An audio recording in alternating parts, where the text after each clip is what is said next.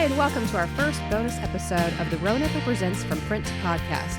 And we're actually interviewing John Park again. You could meet him again in our first episode where we're talking all things dining in the region for newcomers and locals. And we talked about breakfast, lunch, and dinner back then. So now we're going to riff a little bit and really get into sort of what we love about the dining scene in our area.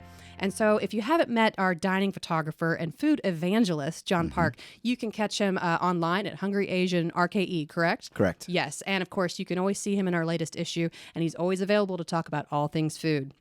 So we did talk about the great places to visit for breakfast, lunch, and dinner, plus a couple little extras of dessert. And right now we're going to launch and talk about happy hour, one of our favorite things, because who can go without it? Yeah. When it comes to great cocktails and mocktails and general beverages, where are you going? Where are you starting out? Anytime somebody talks to me about cocktails, my first thing is going to be Lucky. Okay. And the reason I say this is because they laid the groundworks for the cocktail programs in Roanoke. Yep. We actually had a cover, 2012 November, December cover with one of their cocktails on it. So yeah, very familiar with that. Yeah, and so I talked about this briefly in the podcast, but Lucky pretty much introduced cocktail program to Roanoke, and anybody who opened a restaurant after them that was trying to be like in that upper tier restaurant scene needed to have a cocktail program. So my go-to is always going to be Lucky. And one of my favorite things there is getting the cube. Tell us about the cube. Oh, man. It sounds ominous, but I don't think it is. So the cube is, up until recently, was never on the menu. It was always an off-menu You've thing. always got these hidden menu items. Well, that's kind of part of my job, jam, right? Yeah. So the cube was not on the menu. What it is you have I think it's like a 2x2 inch cube, 2x2 inch cube that I don't know exactly what's in it, but it's frozen apple juice. There's like some ginger. There's I think hibiscus and some other spices in there. And what they do is they smoke a glass. I think they use applewood chips. Smoke the glass, put the cube in it, and then they pour a shot of whiskey or bourbon. Okay. Whiskey, bourbon. Sounds like a nice warm weather drink. Yeah, absolutely. Well, cold weather drink, it's great it's honestly great anytime. But because you're drinking a chilled whiskey, chilled bourbon. So that's one of my favorite, and it's like everyone's favorite drink. It's one of their top sellers, even though it's never been on the menu officially, which is crazy, right? You've probably been telling everyone about it. Yeah, and with social media these days, it's kind of hard to keep things a secret. Sure. Yeah.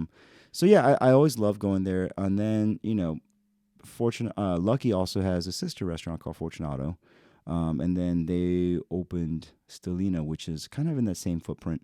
So Stellina, you go in there to get drinks. Yeah, cute little speakeasy type of vibe. Yeah, exactly. When they first opened it up, like you would just go in there to get drinks, and you could order some food, but the food menu was limited. So it was really about the drink experience. I loved going there. I've had many a slushie at Stellina that are delicious on a July evening. Yeah, and it's like you go there, you go late night because it's kind of dark and like it's kind of mysterious. Like you said, it's a little bit speakeasy. And you just order a cocktail and just hang out. Right. And you never know who you might see in there. Right. The thing about cocktails these days, anywhere, it's really about the experience too. We talked about in the first episode in your segment, we talked about how you love to sit at the bar and really kind of absolutely get into that experience. You like seeing the bartender smoke the chips and pour the liquor and things like that, which is a lot more fun, I think, than sitting at the table waiting for it and it shows up. Yeah, absolutely. And the other thing, this is a weird thing for me. I think it's weird. I love seeing. So I have this theory that every bartender has a very individual cocktail shake, like Tom Cruise cocktail shake. Yeah. So when you shake a cocktail, everyone has like their unique identifier in terms of how you shake a cocktail. I keep telling myself this. I was like, I need to do a documentary on the cocktail Netflix shake. has a new mocktails cocktails competition show. Becky Ellis, who's our Southern Spoonful recipe columnist, she's doing some video for us now. And we're doing mocktails in January for her first episode. And she's been studying kind of the cocktail creations. So the competition sounds a lot like this. Yeah, so, the shake. The documentary that I want to do is like just traveling the country, the world, and recording people's cocktail shake, because I feel like everyone has their unique shake. Yeah. And just I don't know what that would look like. So anybody who's out there listening to this wants to take it and run with it, just give me a little bit of credit. Yeah, just That's put them all. in the credits. Yeah, just be like inspired by John Park. That's all. Exactly. But yeah, so that's part of the reason. Like I actually love sitting at the bar. Is like you get to see the show. Yeah. Yeah. One of my favorite spots to stop is actually the Pine Room in the Hotel Roanoke. They have that beautiful bar. They just got everything renovated last year. And so sitting at that bar makes you feel very, very classy, very almost old school, like you're back in the day. And they have great cocktails. We've really enjoyed our time when we go over there. If you haven't been to the Hotel Roanoke to see that bar, you need to. Yeah. Because it is absolutely beautiful. Yeah, absolutely. The paint, I guess you would call that a mural. The mural in the ceiling above the bar is absolutely gorgeous. Yeah. But they did a really good job of redoing that whole space plus the Pine Room. Yeah, So, and their food's been great too. Yeah. I know we're talking about cocktails, but it's hard not to talk about the menu too. always goes. They've back got to that the cauliflower bites. Oh my gosh. Oh yeah, Ridiculous. absolutely. Yeah, those things are delicious. Yeah. Anyway, I get off track because we're talking about cocktails. So where else are you headed in town? I will add we did talk about Bloom to an extent in episode 1, but I do love their cocktails and their mocktails too. Absolutely. Sometimes you don't feel like a drink and you can go get a mocktail. I Yep. really like that. That's been kind of the new. You see that a lot more lately. The options are available too in a mocktail. Well, and I think a lot of it is like it's more widely accepted for people to not drink, Right. In social settings. Whereas I think before, people who were not drinking felt a little ostracized to go out and be like, oh, well, they're the only one not drinking. Well, now you can be a non-drinker and still get a mocktail and still feel like you're part of the crowd. Yeah, absolutely. So I think it's been great to have that segment growing. Yeah. Yeah. So anywhere else you want to name or you want to think about before we move on to our next idea? Let's see. Where else? I think Sidecar is all you got to put Sidecar. Sidecar. They have an award-winning. Ashley was the award-winning bartender in our our dining awards. Yeah, and for a couple of years, so she's great. And I think you got to put River and Rail in there too. Absolutely. Yeah, I mean they have a strong cocktail program. Beautiful bar. Yeah. Oh my gosh. Strong cocktail program. So all of these places have strong cocktail programs, and again, it's kind of all harkens back to Lucky. Yeah. It's like it kind of comes from that. And I think going back to our idea about the experience, it's not necessarily about like throwing back as many cocktails as you can, right? No. Like this is a sipping kind of Absolutely. situation. Yeah, I mean, if you're going more than 3 or I shouldn't say that because I don't want to judge anybody.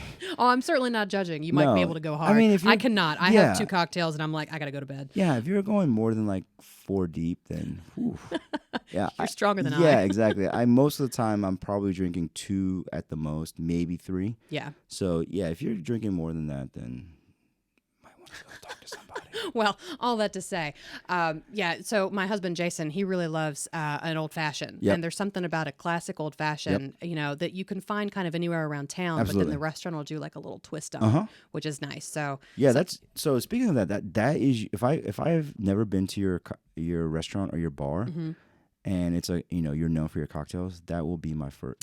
So a classic cocktail Good will rule be of my thumb. first drink. So generally it'll be a Manhattan. Old fashioned's a little sweet for me. So a Manhattan, still sweet, but not as sweet. Yeah. So I kind of gauge how good your drinks might be based on a classic cocktail. Yeah. Actually, who has a good, it's less of a cocktail, more of my brunch beverage, but Tuco's has a great margarita. Not going to lie. They got a margarita, really?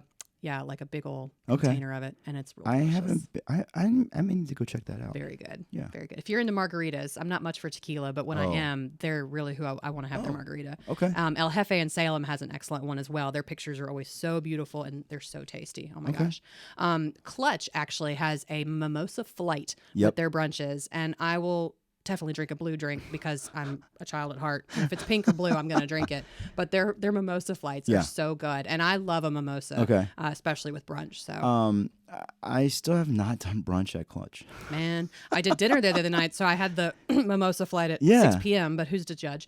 Yeah. But yeah, it was great. And one of those things, like everyone keeps saying that the brunch there is good. Yeah. And so I need to take some time and go there. Go get some chicken and waffles, my man. Absolutely. All right. So we're talking about, we talked about cocktails, mocktails. Uh-huh. So how about brews and wineries? If you're going to go to a brewery, let's start with breweries first. Yep. Where you got to go on your list? First on my list right now is going to be Golden Cactus. Okay. I honestly love going there because of the vibe. And then Food Hut Roanoke's not a bad pairing either. Well, yeah, that's the other thing. I really like going there because of Food Hut being there. So if you guys aren't familiar with Food Hut, Golden Cactus has a small building kind of attached to the building that they've turned into a full-on kitchen. And Food Hut opened up maybe not quite a year ago, and I guess it's not. I don't think it's been a year at all. And they're just cranking out amazing food. Yeah. Their Food Hut in itself is generally open Wednesday through Sunday. Mm-hmm. They do Sunday brunch, and then Monday, Tuesdays are generally going to be a pop up. So another restaurant or a food truck or something will pop up at that location and provide food. So you can pretty much go there any night of the week and have some kind of food option. Yeah, and get something different too. Yeah, So you're not gonna have a exactly. burger every night. Like, yeah, we were. So again, my husband Jason plays there on West End Wednesdays, Right. and it's great. I love the vibe there. Everyone's just so friendly and Yep. hanging out and meeting local vendors and crafts. And a couple bakers that I definitely frequent for their conchas. They're ridiculous. Oh yeah. But yeah, the one they had a burger there, a smash burger. It was like one of the best burgers I've Yep. had in a long time. And then I think they did it brunch. I believe it was brunch or evening. They did the donuts. R&D. Oh, yeah. So Roasters Next Door was Yep. there. Quincy, Yep. our buddy, was there, and he did the donuts, and they were unbelievable. Well, the which is other thing, ridiculous. speaking on that on the sweets track, they do beignets Yes, and they do crazy beignets. I've had the cookies and cream, Oh and I my still God. dream about it. It's been 4 months, and I'm dreaming about this beignet. Like they do not just standard like beignets with some powdered sugar. Yeah. I think the last one I had Fruit was- Loops? Yeah, Fruit Loops. I think I've had the like strawberry cheesecake beignet. Oh my God, I mean, they're awesome. just gonna wipe my chin off here in front of the exactly. microphone. Sorry. Ugh. My God, now I'm gonna have to have a beignet. Oh man. Yeah. Anyway. Can I back up Sure. to the smash burger? Yeah. If you haven't had a smash burger, then I don't know what you're doing with your life. Says John Park, who makes smash burgers of his Yeah. own. Quite delicious. The whole idea of like to me, for me, like I don't even grill burgers anymore. If I'm making a burger, it's definitely gonna be a smash burger. Now, what is a smash burger in your opinion? Like, what differentiates it from a regular burger? Yeah, so regular burgers, people you patty out the burger and then you put it on a grill, maybe put it in a pan, cook it, right? Smash burger, not similar concept. For me, I generally will ball out like a giant meatball, and then you use a solid spatula and you smash that thing onto a cast iron pan. Okay. It doesn't have to be cast iron, but you're not doing it on your grill because you don't want that meat to just like go through the grate. That's not gonna happen. So what I do at home is I use a cast iron pan, get it super hot, throw like 3 to 4 ounces of meat in a ball onto the cast iron pan, and then You doing butter or anything beforehand? no. Okay. So All right. what I'll do is if I have some bacon fat, I'll throw a little bit of bacon fat in the pan. Or if I don't have anything like that, butter you don't want to do because it'll scorch. Oh, good to know. Because I get the pan so hot, it's going to burn. Gotcha. Or I will just do some ground beef, throw it in there, and just to kind of render out the fat to get the fat going. Mm-hmm. So I'll do that. But if I usually keep some bacon fat at the house, so it doesn't matter. Just on standby at Yeah, all times. I have a little bacon fat like. Tips you should always learn from John Park. Just keep bacon fat in your freezer. At all Well, so I times. actually have a thing. It's like you pour bacon fat in it, and it actually is like it filters out like the particles. Oh, So it has like you so fancy. yeah, I got all the things. If you need more cooking tips from John Yeah. Park, please be sure to check out his Instagram. come talk to me. So I usually throw some bacon fat on there and to get it started, and then once you've cooked a few burgers in there, all the fat renders out. So not all the fat, but most of the fat renders out. So you get some fat in the residual fat in the pan. So then you just smash the ground beef to the cast iron pan, and what that does is there's this thing called the Maillard reaction, where if you've seen a really brown piece of meat, there's a reason why it's really brown. It's the Maillard reaction.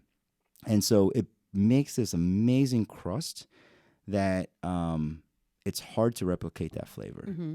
And so that's one of the reasons why I don't do grilled burgers anymore, because I prefer that brown, that crusty flavor versus charcoal. Sounds awesome. Yeah. See John Park for more cooking tips. Absolutely. You're going to open your own YouTube channel here pretty soon, right? Maybe. Maybe. Okay. Do I have time for that? I don't know, man. You don't sleep anyway. So going back to breweries, Yeah, we talked about sure. Golden Cactus. I'm often seen at Big Lick Brewery, Yes. just across the street, Yep. but it's a great one, especially if you want to do Beamers or Tucos and get that brought to you. Yeah, after a and couple also beers. on weekends they have a lot of live music. Yeah. So if you love live music, that's the place to go. Absolutely. Yeah. Twisted Track's another one right Yep. down the street. That was another great menu with theirs, and their Yes. beers are excellent as well. Side note, Twisted Track has this pizza that I think my buddy Patrick, who runs Food Hut, would agree. It is like the other unknown Chicago style pizza. You and these off-menu things, man. Listen to our podcast for more off-menu things you're not going to find anywhere else. I mean, it's on the menu. The pizza's on the menu, but it's like this. I've never had this officially. In Chicago, had this like the unknown Chicago style pizza, because everybody thinks of Chicago style pizza as deep dish pizza, right? Right. Well, there's this other not known Chicago style pizza, which is like a thin cracker type pizza. Okay. Twisted Track has something very similar, and it's pretty good. Awesome. Yeah.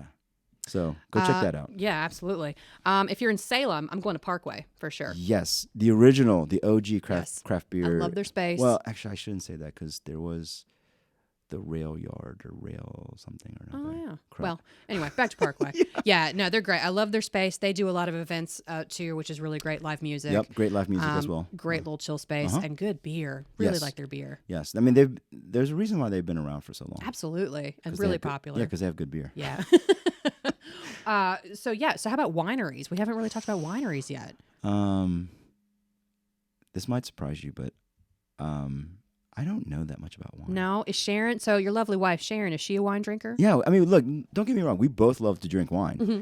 My knowledge of wine is not that great. Oh well, give me the cheapest red wine you have. I won't know the difference. I mean, well, the thing, sorry guys. I will let somebody pick. I will let somebody pick the wine. Sure. So if you give me wine, I will drink it and I will love it. But will I pick wine? Yeah, I might pick a wine, but I don't know wine that well. Yeah, I will say if you're gonna look for wineries and you're not sure about the wine, Sure. right? So you're going in new. I mean, think about the experience that you want to get out of it. So if you want big views or really chill settings, so Valhalla. you got Valhalla, Yeah. absolutely, and then you got Peaks of Otter. Yep. Like there are lots of really beautiful choices in the Blue Ridge Mountains that are going to give you, even if you don't know a lot about wine like me, you're still going to enjoy everything about it. Yeah, well, what's interesting is like this. We have a lot of wineries in this region. Yeah, we do. Even down into like the New River Valley area. Like there's a lot of wineries here. Since I just prefer drinking cocktails or drinking beer, I'd rather go there. Yeah, that's fair. So That's all right. If you're a wine fan, you're in good shape though, for sure. yes, There's absolutely. no shortage of places No, to not go. at all. So we did talk about burgers briefly, and we had talked about pizza. I believe is something that you wanted to go a little more in depth with. We didn't have time to in our first episode. Yeah. So let's talk about pizza. What's the parameters on pizza you want to give here? People, like, do not just ask for the best pizza. Right. So here's what I've learned about John Park. And again, in the first episode, you probably heard this, but you don't go to John Park and just say, where's the best pizza? Right. Because there are levels. Like there are categories you have to absolutely. check off. Right. So the thing is like, I guess, and it's kind of one of those things where people just assume pizza is pizza, right? But pizza is not just Who pizza. are these people? I don't assume pizza's pizza. Most people, I think most people do. Spencer?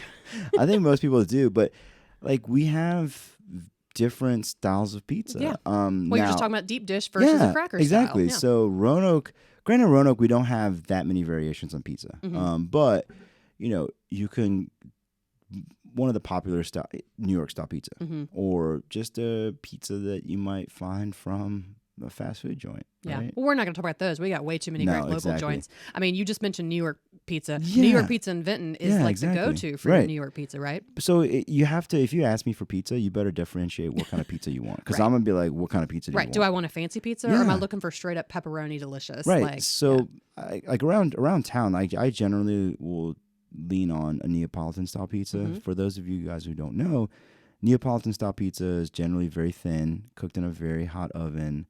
And this is one of the characteristics, is a soupy middle. Okay. I said that. It's a soupy middle. And people are like, what? Yeah, it's a little bit soupy when it comes out. So it's not a super crisp base. No, not necessarily. Okay. It can be, but because of the toppings, it does get a little soupy in the middle. Fortunato. Neapolitan style they're pizza. definitely go to for pizza. And like don't go in there expecting like a pepperoni pizza. I mean, yeah, though they might have one every once in a while, but one of my favorite things there is the speck and fennel, as well as the prosciutto and mushroom. We'll never say no to prosciutto. Yeah, so slices of prosciutto with some mushrooms and a little bit of mozzarella cheese, cooked in a very hot oven for maybe a couple minutes. That's it. Yeah. It's awesome. So one of my favorite places, I'm going to tell everybody I know, Sure. is Grace's. I have been Grace's. obsessed with that place Been since I around moved forever. here, Yeah. 13 years ago. Sure. It helps that they're right in my bubble of my neighborhood, so I'm like walkable, Yeah. Let me just walk down to Grandin and then eat a whole pizza. Yeah. So I can make up for that. If we're going to stay in Grandin, you got to get the Schoolhouse Pizza at Community Yes, Inn. do not. Yeah, if you want some flashbacks to Yeah. nostalgia, Schoolhouse Yeah, Pizza is so where it's at. if you guys don't know what Schoolhouse Pizza is, remember back in the day, those rectangular pizzas with the... 7th grade cafeteria Yeah. lunch. Yeah, with those like cubed pepperoni. That's Schoolhouse Pizza. Yes. And so if you want a little bit of nostalgia and a little bit of throwback and like, oh, this is what it was like in high school or middle school, yeah, go get that Schoolhouse Pizza. Another place, great place in Salem is Papa's Pizza. Have you been there yet? People keep talking to me about this place. And so I don't live that direction. Right. So I haven't been there, but it is definitely on my list of places to go. You got to check it out. Yeah. Really, really good. Tasty. Any other pizza places we can think about right now for you? R.I.P. There was a place in Blacksburg that, so one of my favorite styles of pizza is a Detroit style pizza. Okay. Most people are like, "Well, what is Detroit style pizza?" If you've ever been to Little Caesars and you've gotten the deep dish pizza, that is legitimately a Detroit style pizza. They did not decide to call it that because I think they were like, "Oh, people are going to be confused as to what this is." And Right, ask a lot of questions. right. They just called it deep dish pizza.